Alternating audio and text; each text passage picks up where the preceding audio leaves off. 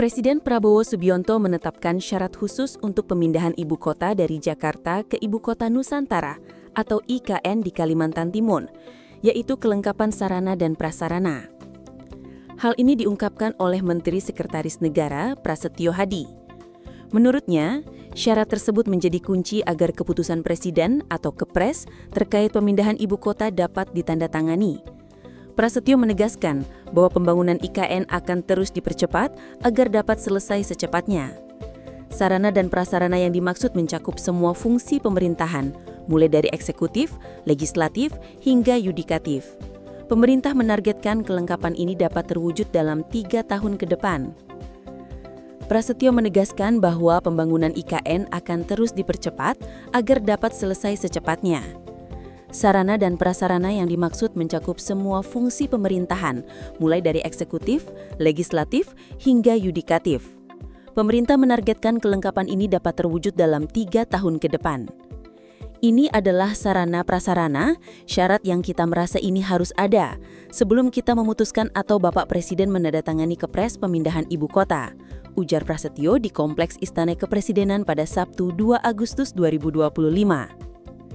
Saat ini Otorita IKN atau OIKN sedang bekerja keras untuk menyelesaikan pembangunan di kawasan tersebut sesuai arahan Presiden Prabowo.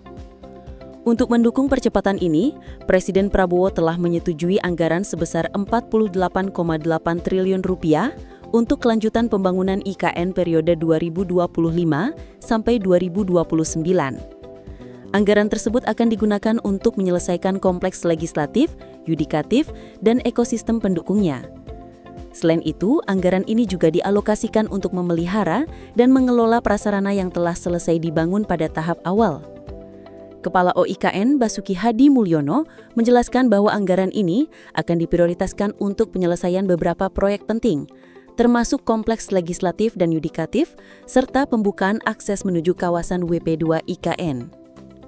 Selain pendanaan dari APBN, pembangunan IKN juga memanfaatkan skema kerjasama pemerintah dengan badan usaha atau KPBU dengan total nilai Rp 60,93 triliun.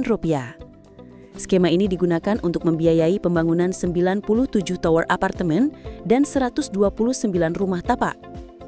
Terdapat juga 6 proyek KPBU yang sedang dalam tahap pembangunan, termasuk jalan dan multi-utility tunnel sepanjang 138,6 km di kawasan inti pusat pemerintahan atau KIPP. Dengan percepatan pembangunan ini, Basuki menegaskan target utama.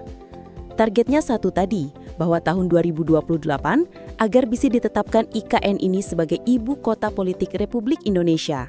Tegasnya, pemindahan ibu kota negara bukanlah proyek jangka pendek, melainkan bagian dari transformasi besar-besaran menuju tata kelola pemerintahan yang lebih efisien, inklusif, dan berkelanjutan. IKN dirancang sebagai kota hijau berbasis teknologi dengan integrasi antara fungsi pemerintahan, lingkungan hidup, dan kualitas kehidupan masyarakat. Dengan visi tersebut, Presiden Prabowo menekankan pentingnya pengawasan ketat dalam setiap tahap pembangunan. Ia menginstruksikan agar seluruh kementerian dan lembaga bekerja secara sinergis dan memastikan transparansi serta akuntabilitas penggunaan anggaran.